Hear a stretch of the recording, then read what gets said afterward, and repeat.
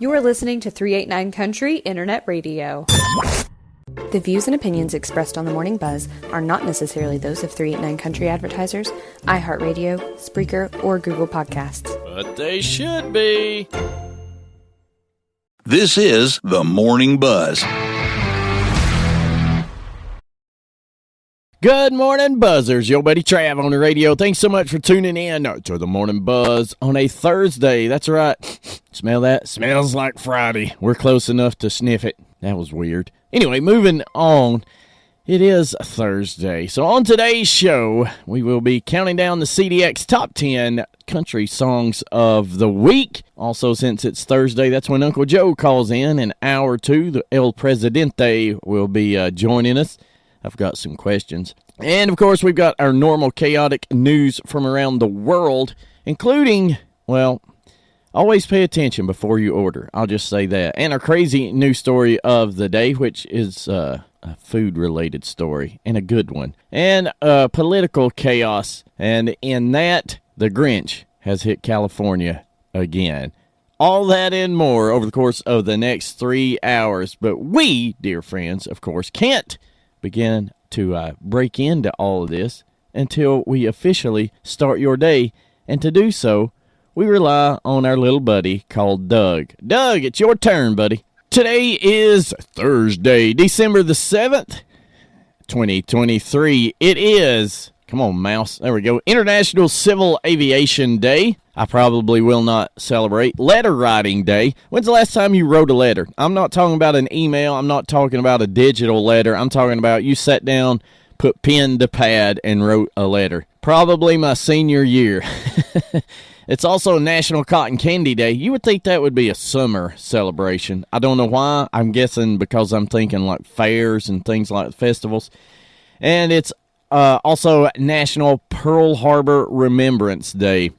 Let's see. And that brings us to On This Day in History. And, of course, the highlight, or lowlight, I guess you would say, of the day. 1941, Imperial Japanese Navy with 353 planes attacked the U.S. fleet at Pearl Harbor Naval Base, Hawaii, killing 2,403 people. Now, you know, those of us who weren't alive for that, we think of it as it was an attack, but it was nothing like 9/11. Look, 2,400 people, that's a pretty big attack. 9/11, just over 3,000. Also on this day in history, in 1965, Roman Catholic Pope Paul VI and Orthodox Patriarch Athenagoras I simultaneously lifted mutual excommunications that led to the split of the two churches in 1054. Wow, they were split that long? Let's see, what else? In 2022, after widespread public protest, China announces a major loosening of COVID-19 restrictions for the whole country, allowing home quarantine and scrapping QR codes, effectively ending China's zero COVID policy. They've been free for a year, y'all. Well, as free as you can be in, a communist country. And that is a look at this day in history, which brings us to weather, brought to you as always by the fine folks at North Georgia Sign and Apparel. All right, choir, get ready. A 1 and a 2, and away we go. Right now, cold, dang cold. 21 degrees in downtown Hayesville, lower 20s, a few upper teens around the tri-state area. So no matter where you are, if you are listening live and you are in the tri-state being North Carolina, Tennessee, and Georgia, it is cold. But we're going to be warming up nicely today. Milder today with plenty of sunshine, high of 56. Tonight, low of around 29, so not as cold, but let's face it, once you get below freezing, it's cold. Like, that's just all you need to know. For Friday, partly sunny and pleasant, 59 degrees, low of 45.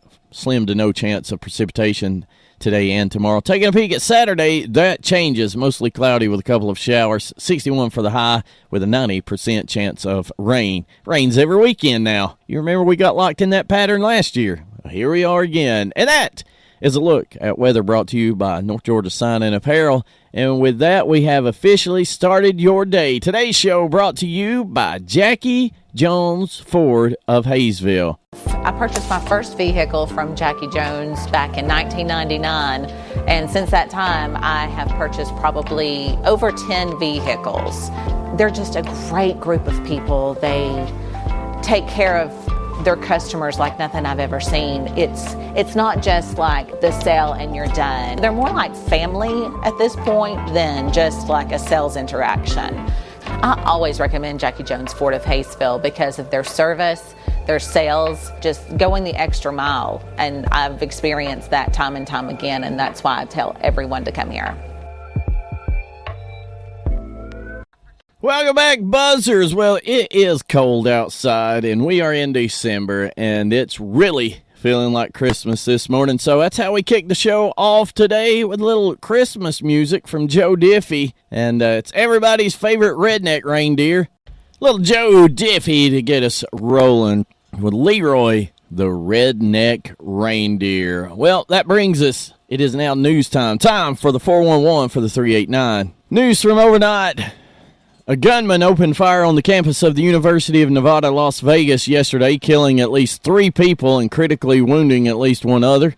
The suspect was killed at the scene after a shootout with police. In political news, and we're going to dive into this a little more later, you can count on that. Former House Speaker Kevin McCarthy announced yesterday he's resigning from Congress this month before the end of his term in January of 2025. 58-year-old caps off a 17-year career in the House and comes 2 months after he became the first speaker in U.S. history to be removed from office. And from the world of entertainment, legendary comedy writer and producer Norman Lear died yesterday at his home in Los Angeles at the age of 101. The Emmy Award-winning writer of CBS's 1970 sitcom All in the Family is credited with pioneering socially aware, topical hit TV shows. So there you go. You can find more on those stories and more stories for free over at 389country.com. And that's a look at the 411 for the 389. Now let's jump on board the old CDX choo-choo train. Coming in at number 10 this week. Let's see, that's down 3 spots from last week, so he's on his way out with this one at least. It's Morgan Wallen, Thinking About Me. Hope you're thinking about me. Thanks for thinking about me and tuning in. Morgan Wallen, Thinking About Me. Well, I'm thinking about you because, I know you're getting ready to head out to the job site, to the store, to the office, heck, maybe a school somewhere. But at some point today, dear friends, no matter where you are going, I can promise you this. At some point, you are going to be surrounded by those who make it abundantly clear to you that they need to be educated on the ways of the world. And when that moment happens, I want you to look them dead in the eye and say, losers, I bet I'm smarter than you, and I can prove it. And then hit them with this. Did you know squirrels cause approximately 10 to 20% of U.S. power outages? It's true. It's true. Harmless and cute as they seem, these fuzzy little creatures aren't as innocent as you think. Squirrels tend to chew things, but combine this with power lines, and there's going to be a problem. Squirrel-induced blackouts are much smaller and easier to fix than a blackout caused by a storm, as generally, there's just one cable to repair. There's only so much damage one squirrel can do. Well, I'm going to go out on a limb and say there's only so much he can do because if he does enough, it does to him what he did to it. Do unto others. And then after you have left them wowed, nay, slack-jawed with your superior knowledge, I want you to hit them with the old 1-2 punch. Look at them again and say, not only am I smarter than you losers, I am funnier too. And then drop this on them. A cop pulls over a car full of nuns. The cop says, Sister, the speed limit on this highway is 55. Why are you going so slow? Sister replies, I saw a lot of signs that said 41, not 55. The cop says, Sister, that's the name of the highway, not the speed limit. Silly me, the embarrassed nun says. Thanks for letting me know. I'll be more careful. But then the cop glances in the back seat where the other nuns are quaking with fear. He asks, Excuse me, sister, what's wrong with what's wrong with your friends? Sister says, Oh, we just got off Highway 101. Randy Travis there. Hey, don't forget, you can chat directly with me here in the studio. Go to 389country.com, click on the little chat box, the little bubble thing, and that'll connect you directly to me. Right now, we're connected to Jordan Davis, what spins my world around. Time now for sports, and today we focus on college basketball. Young Harris College basketball, to be precise. The Mountain Lions picked up their 4th win in a row over the Columbus State Cougars, 70-56 last night. After an initial slow start, the Mountain Lions found their rhythm and kept a steady lead over CSU. The Mountain Lions advanced to 4-3 overall, while the Cougars fell to 4-3. We improve, they fall. YHC begins Conference Carolinas play this Saturday at 4 p.m. against Southern Wesleyan. Cole Deptula led the Mountain Lions with 19 points and recorded 7 rebounds. Carl Cleveland scored 14 points and grabbed 8 boards. Young Harris College shot nearly 40% from the three-point line compared to CSU's 19%. So I was there. At one point, Young Harris was up by like 20 points, but it didn't feel that way. Columbus State, they played hard, and they were very athletic. Just had trouble getting the ball to fall, which I'm fine with. Colby Ash, I think he ended the night with 6 points. I don't know how many assists. He had some pretty awesome passes, but it was a good, fun game to watch. The Harp had a good crowd in it last night, so I'm sure Young Harris College appreciates you coming out. So a lot of Hayesville people there, as you can imagine, to support Colby and the Mountain Lions. And that's going to do it for sports for today. And as always, sports brought to you by the Clay County Recreation Center. All right, back on the old CDX train we go. At number 9 this week, up 1 spot, it's Riley Green with Luke Combs. Different round here. Time now for the Bozo News of the day. And today we head to Texas, Austin, Texas, to be exact, where Bozo David Gomez, let's turn that down a little bit there, Mr. Producer. Thank you. He's having to scream over it. Anyway, David Gomez had the bright idea of robbing a busy local Whataburger restaurant. Only problem? He didn't have a weapon. That's just good planning there, Dave. So, it was time to improvise. He grabbed a pair of tongs from the kitchen and walked up to the cash register, threatening the employee with tongs and demanding cash. Give me all your money or I'll pinch you. His weapon didn't cause the desired effect, as you can imagine, and an employee came to the rescue and escorted our bozo out of the restaurant while another called the cops. He was apprehended nearby and faces chargery of robbery by threat. What an idiot. Obviously, this was a spur-of-the-moment thing. I'm gonna rob this joint. And then he found himself, wait a minute, I don't have anything to rob this joint with. Let me go to the kitchen. I'm sure there's something. Here's a meat cleaver. No. A mallet. No. A knife. No. Tongs. Perfect. I mean, if you're the guy that works there and this idiot shows up, open the register or I'll squeeze. You could have really freaked him out. Ooh, please do. Kip Moore, hey, pretty girl. Well, it's time for the survey today. Well, it's not really a survey, it's just a numbers thing. Campbell's Cream of Mushroom Soup is entering prime season. Campbell says that 50% of annual sales of cream of mushroom soup takes place between November and January. Introduced in 1934, it was the first product from Campbell's marketed as both a soup and a sauce. Who's eating cream of mushroom as a soup? I know people pour it over chicken and things like that, and you mix it in with other things, but hey, Debbie, I think for supper tonight I'd like to have a good hot bowl of cream of mushroom. Would you like some crackers? No, just want the cream of mushroom, please, ma'am. How about that? 50%, that makes sense. Like, I don't know anybody in July that's like, good cream of mushroom dish today. 50%. You know, there's some products that have kind of pigeonholed themselves into the holiday season. Peppermint sticks being one, right? And the cream drop candy things that I absolutely love, but they only come around at Christmas. I think the reason we only partake of some of these things at Christmas is because we tell ourselves, it's all right to eat just pure sugar. It's Christmas time. It's hard to allow yourself all year. Well, it's all right to eat pure sugar. I mean, it's May the 34th. So back to the old countdown here. Coming in at number 9, or excuse me, number 8 this week. We already did number 9. Up 3 spots from last week. It's Cody Johnson with The Painter. Cody Johnson with The Painter. let's take a look at this day in country music, shall we? Let's see here. 1983, Kenny Rogers and Dolly Parton were awarded a platinum single for Islands in the Stream. Did you know it was written by the Bee Gees? And it was the first single from Rogers' album Eyes That See in the Dark, and the second pop number one for both Rogers and Parton. Let's see here. In 1991, Reba McEntire was at number one on the Billboard Country Singles Chart with For My Broken Heart. Did you know that it was originally planned as a duet with Clint Black, but he was unavailable at the time of recording? How about that?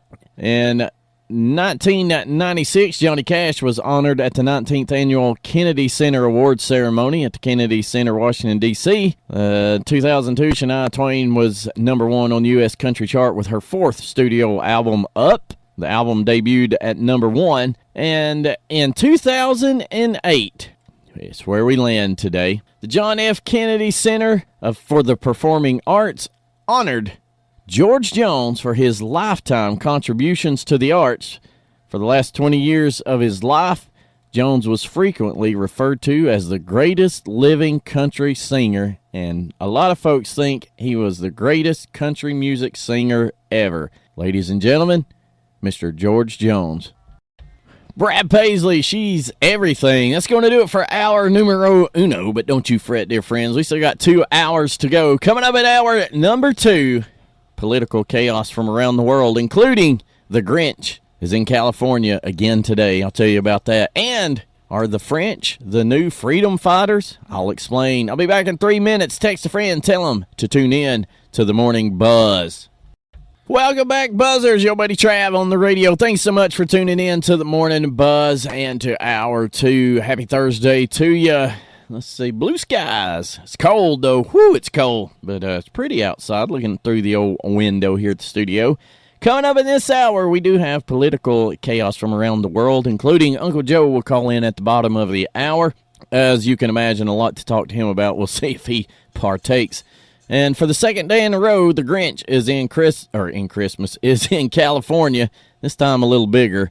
I'll explain that. And are the French the new freedom fighters? That story coming up in just a couple of minutes. But first, as we do every day in hour 2, we begin this hour by connecting with Jesus, because you know we need Jesus before we talk politics. Today's 389 Country Christmas hymn comes to us from the Pascal sisters. Hark the herald angels sing. I know you know it. Sing along.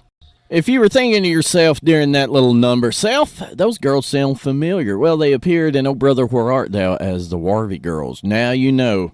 And now, let's get crazy. Have the French become the new freedom fighters? Answer, apparently. So, how can you not love these French farmers? What are they doing? They are literally throwing manure at government buildings to protest high taxes in the farming sector. Oh, there's video and pictures, and they have spreaders hooked to big tractors, and they are just slinging it all over this government building. I mean, painting it. Yeah, baby. That's what I'm talking about. Finally, enough is enough. I'm not shocked that it's a farmer or farmers that says, this is it, I'm done. Now, I don't think, I'm not big on poetry, but I don't think I've ever seen anything so poetic as farmers dumping actual manure on a government building. We know what's on the inside, now it's on the outside too, right? From the story, this beautiful demonstration, you can see how this author, how he leans. This beautiful demonstration is taking place in front of the Direction Departamentale des Territoires. I don't know why my French accent sounds just like my Spanish one. Probably because I don't have either. So, these protests are mainly about farmers demanding fewer government restrictions for farming. Climate policies especially have hurt farmers across Europe to the point where it's actually cheaper in some cases to import food across the ocean. Let me ask you something. Are you starting to see, look, they're making it harder for farmers all around the world. If farmers can't make money farming, guess what they're going to stop doing? Farming. They don't farm just out of the goodness of their heart to feed everybody. It's money. So they're going to farm enough for them and their family, and we're all, the rest of us are on our own. Can't blame them. So then what happens to the food supply worldwide? It goes down. And why do you think they're pushing eating bugs? This is all by design, y'all. These climate cultists, they would rather humans starve to death than the planet warmed by 1 degree over 100 years, because somehow that's catastrophic. You know, John Kerry, I saw him the other day. I'm chasing a rabbit here. He was talking about this big iceberg that's broken off of Antarctica and how horrible it is. Are they sad that the ice age ended? You know, if it was too cold, they'd be saying, boy, we wish it'd warm up. Then it start warming up. Boy, I wish it'd cool down. It's basically us on a major scale, right? In the summer, whew, I wish it'd cool off. Then mornings like this, oh, man, I can't wait till summer. But anyway, these farmers, they've had enough, and more power to them. I'm sure they'll find them and make an example out of them. But, I mean, sometimes you need to be made an example of by making an example of them, right? And I know they have more power, but what if our founding fathers said, look, we're going to make England mad, and they're going to cancel us. Nope. They said, do whatever. Give me liberty or give me death. Are we to that point? Maybe not. But what worries me is the slide that we're on is headed right into a cesspool, and the slide is greased. Now back to the old countdown as we go back into the music. Up one spot from last week. Here, dear friends, is Luke Bryan. He's got a beer in his hand every week. Back to the chaos we go. Hooray. Yesterday, well, I guess it was Tuesday, America set a new record, y'all. Hooray! What was it? Well, America sets a new record on path to national destruction with the highest single day for migrant encounters along the southern border. But this administration tells us the border is secure. Kamala has been put in charge of the border. The border, dear friends, is secure. Why are we even talking about this? I mean, but hey, congratulations. Let's hear it for the Biden administration. Under their leadership, the U.S. on Tuesday recorded its highest single-day total of migrant encounters at the southern border. I don't know if you saw this. There's a video of, I think it's from Monday maybe. It's a whole bunch of young Chinese men, military age. And when they're standing there, they're standing at attention like they've had military training. All coming across the southern border. But these are just refugees from Mexico and South America, right, guys? Now, many of you probably didn't realize that China is on our southern border. Now, Mexico's most of it, but China's right there on the edge. That's how they got there. Can you imagine? Elon Musk posted on Twitter to let people know that it was the highest day ever. From the story, migrant encounters at the southern border hit the highest total for a single day ever recorded on Tuesday, marking yet another record broken as part of the ongoing migrant crisis, which has hammered cities at both the border and across the country. Multiple Customs and Border Protection Services told Fox News that there were over 12,000 migrant encounters on Tuesday. 12,000 one day, y'all. 12,000 in one day.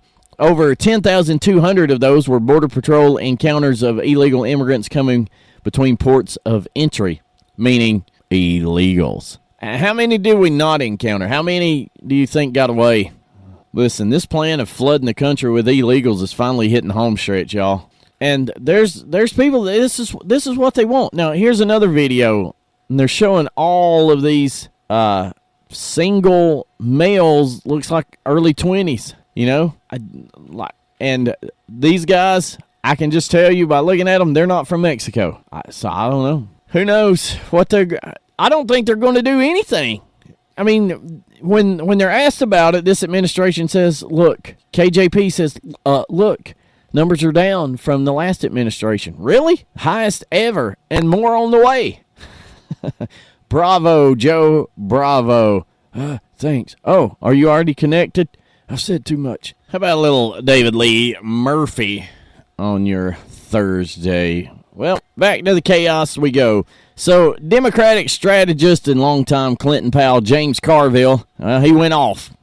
They used to call him the Raging Cajun. I'm not sure what he's called now other than an idiot.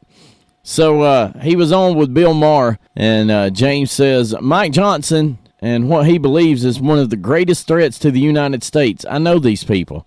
Maher says, you're talking about Christian nationalism.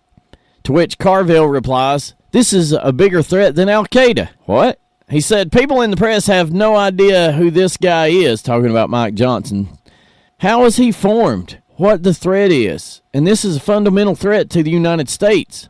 So basically, you know, he likes to pray to Jesus, and I don't know, he likes saving babies. I guess Carville can't handle that. He goes on to say, Mike Johnson himself says, what is democracy but two wolves and a lamb having lunch? That's what they really, really, really believe. Yep. I guarantee you the majority of Americans, if asked, and if they were honest, would say that when they go to vote, they're not voting for anybody. They're voting against somebody. You're voting against the wolf that you think's the worst. You know, by the way, he's describing mob rule there, which is what Democrats believe in, right? Democracy, the mob, majority. And he goes on, and to say, come on, man, that's just some crazy stuff. No, they believe that, and they're coming, and they've been doing it forever. They're funded. They're relentless. They probably won't win for a while, but they might, and if they do, the whole country blows a gasket. Look, so, first of all, he's trying to scare everybody. Oh, they're coming. And then he says they've been doing it forever. So, all right, so this is just the way it's always been. So we should have been scared the whole time. And then he says they probably won't win, but they might. Oh, be scared on mites. The only mites I'm afraid of is what's on the chicken's hind end. You know, Mike Johnson, who thinks that abortion is a Holocaust, he thinks the Bible is the Word of God, and knows Jefferson's meaning of church and state is a threat to America and the values it was founded on. What a wild, evil man he is. Church of state was to protect the church from the state, not vice versa. Read the thing. And by the way, it's not in the Constitution, I'm just going to say. Anyway, so there you go, Democratic strategist. Think that if you're a Christian, you're a bigger threat to this country than Al-Qaeda. All right. Welcome back, buzzers. You hear the music.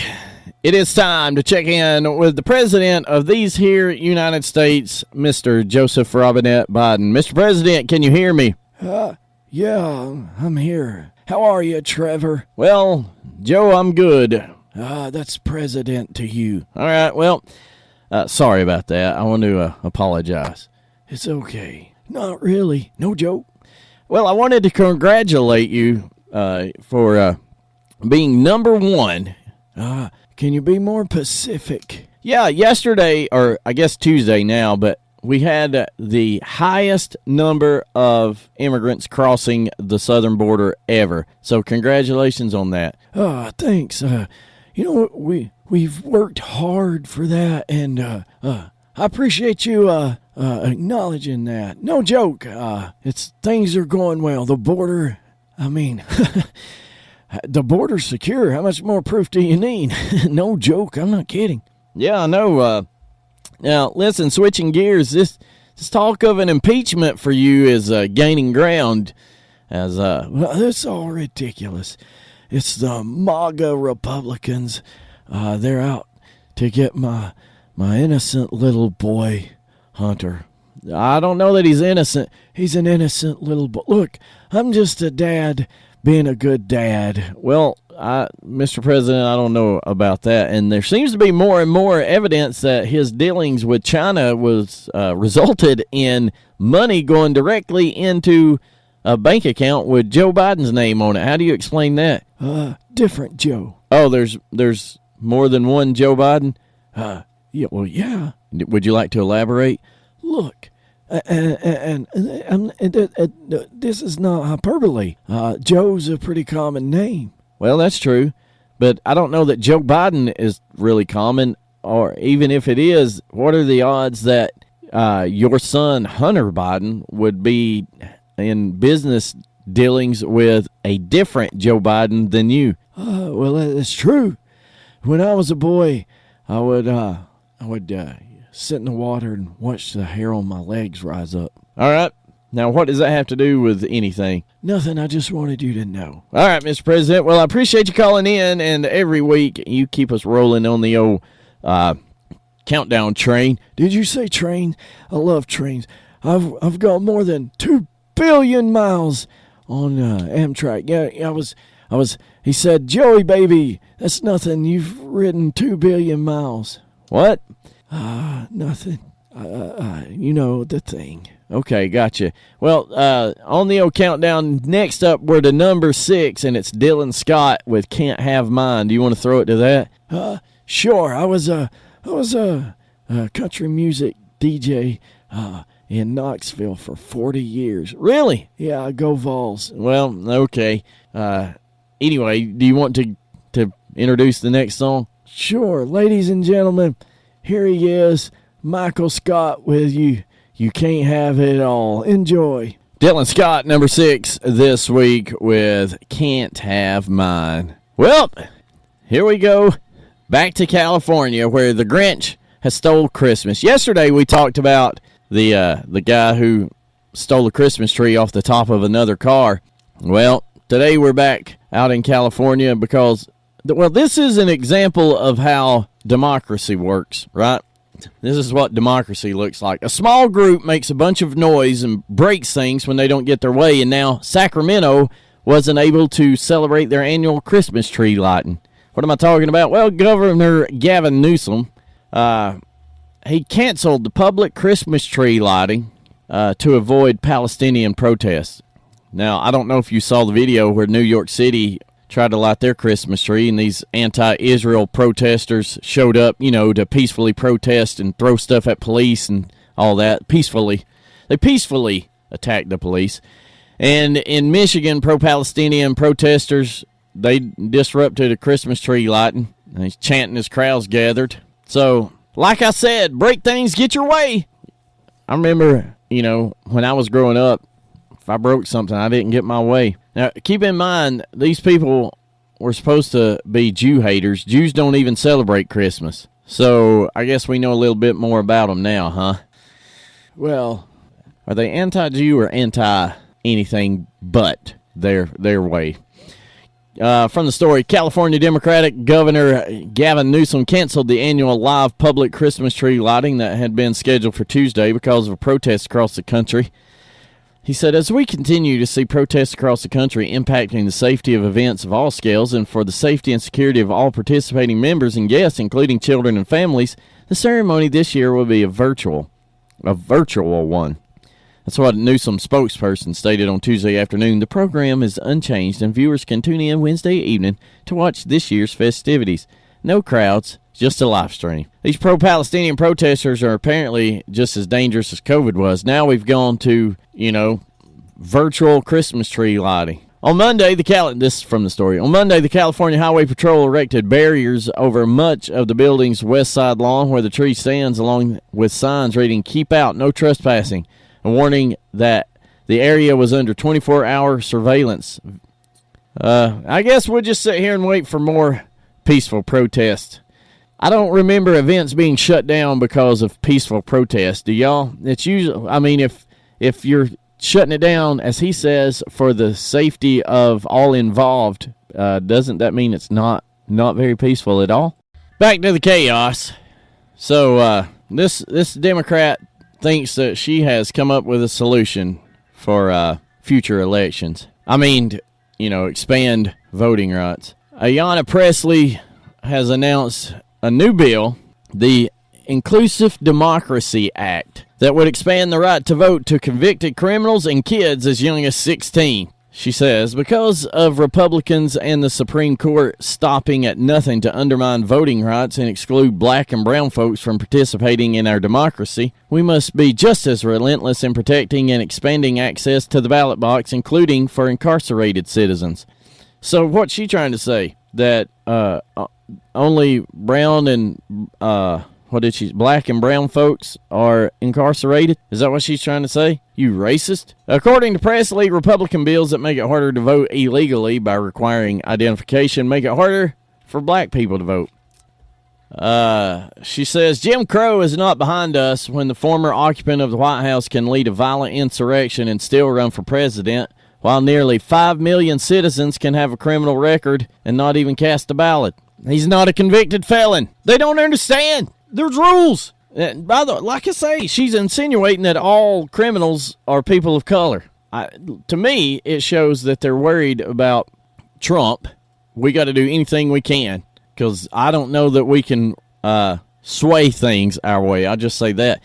And right now there is a mass exodus of black voters from the Democrat Party. We had a story earlier in the week, I didn't get to it, but in Chicago, a group of black voters got together and held a press conference and invited Republicans. They said, now is your time, because the Democrats don't care about us. Why should we care about them? And encouraged Republican candidates to come talk to them. So we did do the story about a BLM founder who's supporting Trump, right? And, I mean, it's just one right after another, and I think that they're worried. So there you go. The answer for Democrats to save their democracy, let felons and teenagers vote.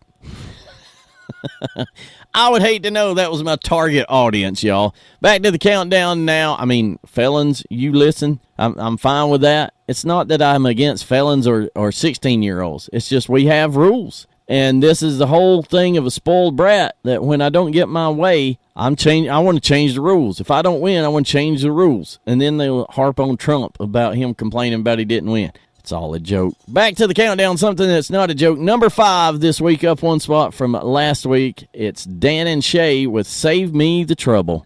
Cole Swindell chilling it. A story I didn't get to, but I do want to mention it to you. Congress sets aside $7.5 billion for electric vehicle chargers, installs 0 over the course of 2 years. Your tax dollars at work, friends. $7.5 billion, and in 2 years they've done nothing. What an example of Congress.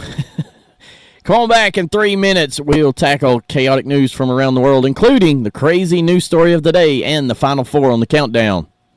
Welcome back, Buzzers. Your buddy Trav on the radio. Thanks so much for tuning in to the Morning Buzz here on a Thursday, a Friday Eve. Hour 3 on the way, full of chaotic news from around the world, including sneezes, showers, and burritos.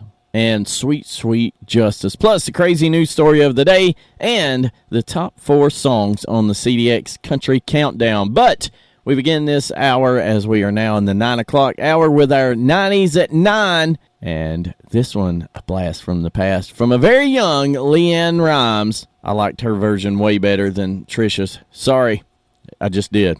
Probably had a little bit to do with her being my same age. Just saying. Here's Leanne Rimes, How Do I Live? Couple skate, couples only. Sorry, I had a flashback there. Leanne Rimes, How Do I Live? Our 90s at 9 song. Well, you know, none of us like to think about our ultimate demise, but you would hope that it would be something, you know, like you died defending innocence, or, you know, some kind of catastrophic failure that's going to put you in the history books. One way I think none of us want to die is from a sneeze, and apparently that's a thing. If you've been guilty of holding in a sneeze, this is a warning for you. A man in his 30s who had a history of allergies tore his windpipe after trying to hold his sneeze, according to a case reported in the British Medical Journal recently. Funny enough, I was just talking to some friends over the weekend about how holding a sneeze in could rip your esophagus. R.A., right again. This is the first recorded sneeze injury of its kind, and it could have been fatal, British doctors said. The man tried to stifle his sneeze by closing his nose and mouth, which made air escape into his chest and neck, and it ripped his tissue, causing a windpipe tear, also known as a tracheal tear. Whew, I lost my wind. The tear was caused by the increase in air pressure in his throat, which was 20 times higher than normal. He sought help from Nine Wells Hospital in Dundee, Scotland. Oh, he was Scottish. It was a Scottish sneeze. That's why I was stronger than everyone. He complained about neck pain following his painful sneeze. I guess he thought he pulled a muscle. Doctors observed a cracking sound when they touched the man's neck, and he didn't have control of movement in that area. They eventually found a tear the size of a sesame seed. Now, you may not think that's too big, but when it's your windpipe, a hole is a hole, dear friends, and that's a big one. Think about that size of a hole in a balloon. What's going to happen? This is the first time doctors have noted a tracheal tear caused by a stifled sneeze. That can't be true. If that's true, how did I know that a sneeze could do that? Maybe they were, what I've read previously, they were saying in theory, and this guy actually showed the theory true. I don't know. The complication is more commonly caused after surgery to remove the thyroid gland or after the insertion of a breathing tube in someone's throat to help them breathe. Sometimes the tear can lead to fatal breathing problems or infections and might require surgery if the tear hits the area around the lungs. So, look, sometimes a sneeze will come upon me that has the power to move Earth itself, and I just let it go. Sometimes a foot stomp, you'll think the spirit is on Trav, but it's really just allergies. Pollen is on Trav. Let them out. Look, you can't help it. Like my wife, she tries to hold it, and she'll go, excuse me. I'm over there. I don't say excuse me. I can't help it. It's like blinking. You know, it's not like burping. You know, sneezing just comes on you. I mean, don't say excuse me when it's customary for people to say bless you. I mean, that would be like people saying praying for you, and you say, forget it. You know? Back to the countdown now. It's Morgan Wallen with his second song in the top 10. This one's at number 4, right where it was last week. Everything I Love. And for some reason, this makes me think of Conway Twitty songs. Welcome back, Buzzers. Jumping right back into the chaos. Rosemary Hain, age 39, was found guilty last week of assault after violently flinging her food at Emily Russell, who was working behind the counter of a Chipotle when Hain launched her obscene attack. You didn't get your burrito bowl the way you like it, and this is how you respond, said Municipal Court Judge Timothy Gilligan. He said, this is not Real Housewives of Parma. This behavior is not acceptable. Hain told the court and Russell that she was sorry for her actions before going on to say that the food she was given looked disgusting. She said, if I showed you how my food looked and how my food looked a week later from that same restaurant, it's disgusting looking. So that's the reason. If it looks gross, just throw stuff at people. That's the way we do it in this country now. Right, guys? Right, guys?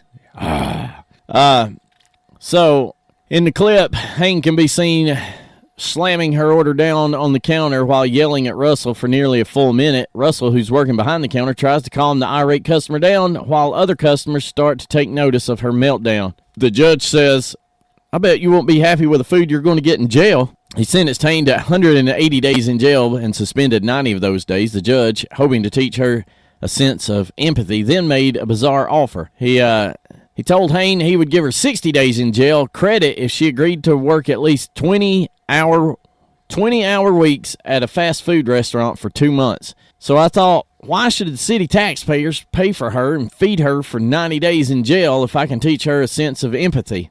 I also hope this deters others from this type of behavior. Hain took him up on the deal and said she planned to get a job at a restaurant. It's unclear where that job will be and when she will start work. Russell, who has since found a job elsewhere following the traumatic incident, told the outlet she found the sentence fair. She didn't get a slap on the wrist, Russell said. So there you go. I think we need more creative sentencing like this, you know, because something's got to deter these people. And here's a shocker. The attacker, pink-haired individual with a bull ring right through the middle of her nose. I am shocked. Here's John Barry with a little Blue Christmas. John Barry with Blue Christmas. Now back to that last story. You know, people mistakenly, they'll say, well, the Bible says an eye for an eye. Well, you're using that out of context. So I'm not saying that if you punch somebody, you should be punched in the face. But a situation like that, yeah, put her behind that counter. Let her deal with the public and with how crazy people actually are, right? I mean, if you've worked in any kind of job, or maybe you're working in one now where you deal with the public, you know that I love y'all, but sometimes y'all go crazy over dumb stuff. Now, I also understand that when you go into a restaurant, there's a certain level of expectation you have about the quality of the food. However, your expectation has to meet the restaurant, right? Like, you don't go to McDonald's and expect to have, some kind of specialty Angus burger slapped in that wrapper and in a paper bag, right? You pretty much know what you're going to get.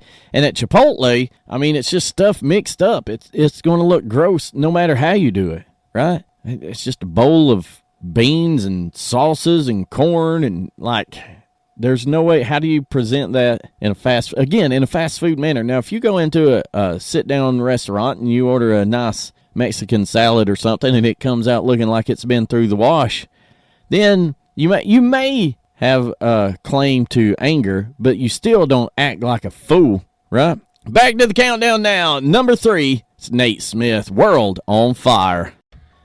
It's time now for the crazy news story of the day. Today we head to North Carolina. Hooray! Not far to go.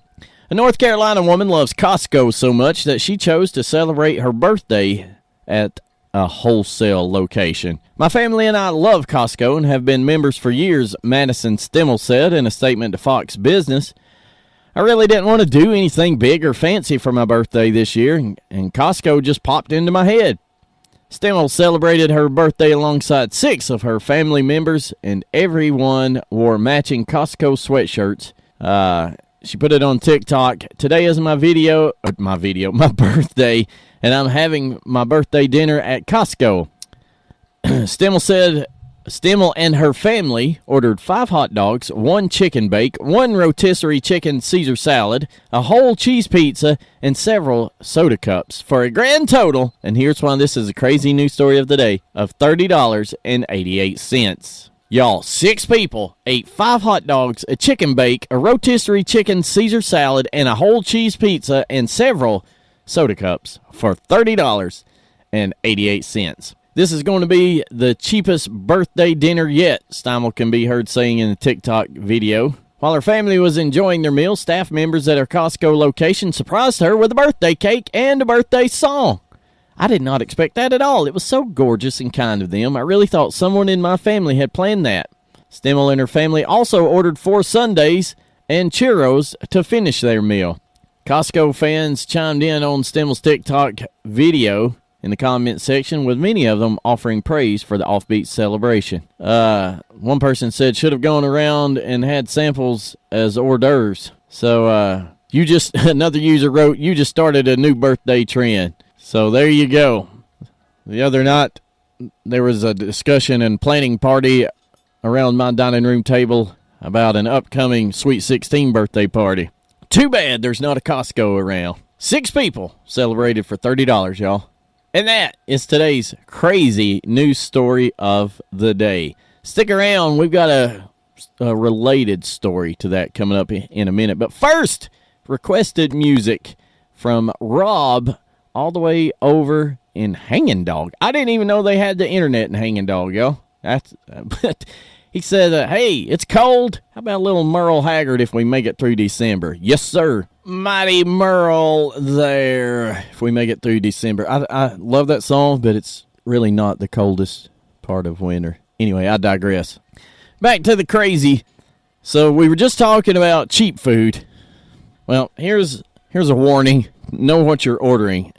So here's yet another reason to pay before you post, right? So a Chinese restaurant customer was left flabbergasted after an innocent social media mishap resulted in her getting stuck with a mind-boggling $60,000 bill. The bankruptcy-inducing incident occurred on November the 23rd while the woman, identified only by her surname Wang, was dining with a friend at a hot pot restaurant in southwest China.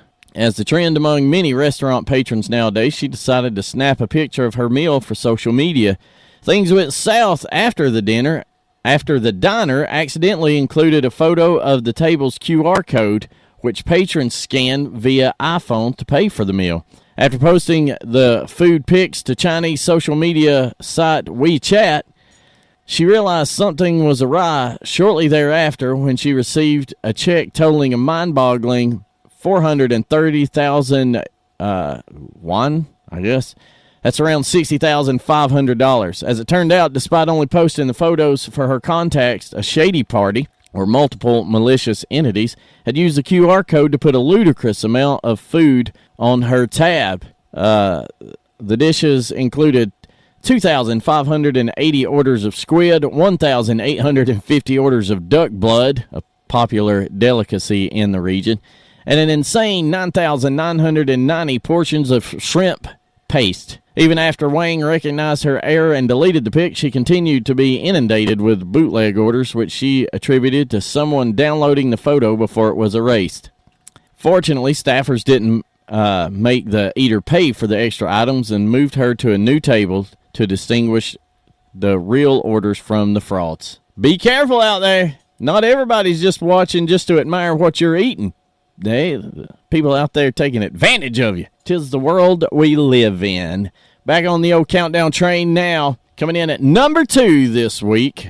We tuned into this one yesterday. Up one spot. It's Chris Stapleton's latest, White Horse.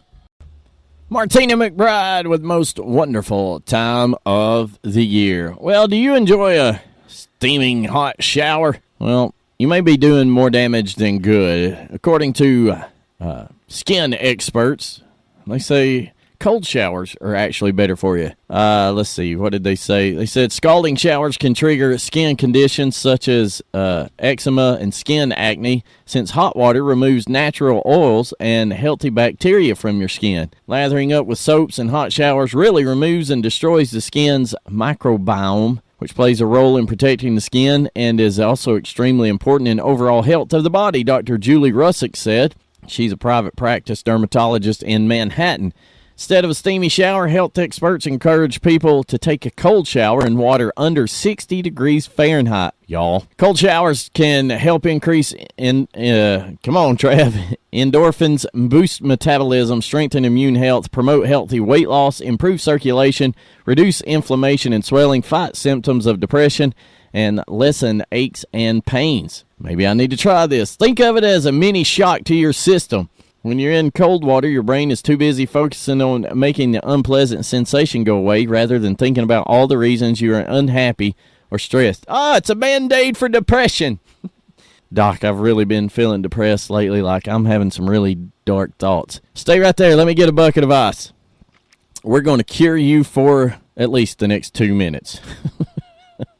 So, cold shower. Do you take a cold shower? Let me know, 389country@gmail.com, or go to 389country.com, click on the little chat button, and that'll connect you directly to the studio here.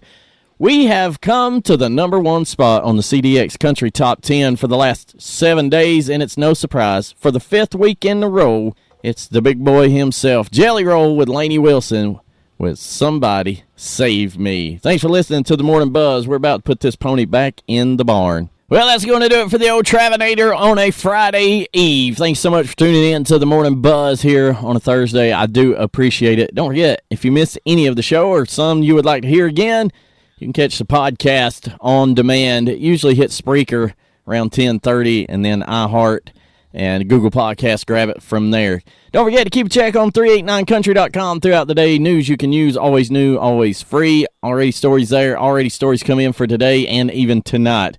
I'll be back with you bright and early tomorrow morning. Josh David coming up next. You Ronnie Millsap fans, stay tuned. But tomorrow, we will kick off the weekend with your Friday Funny. Of course, the Possum will start everything off with Finally Friday. Scotsman song will play at some point, and we'll have our normal chaos, and I don't know, who knows what'll happen. Until then, remember, wrestling is real. Politicians are fake. You guys have a great Thursday. Stay warm out there. See you tomorrow.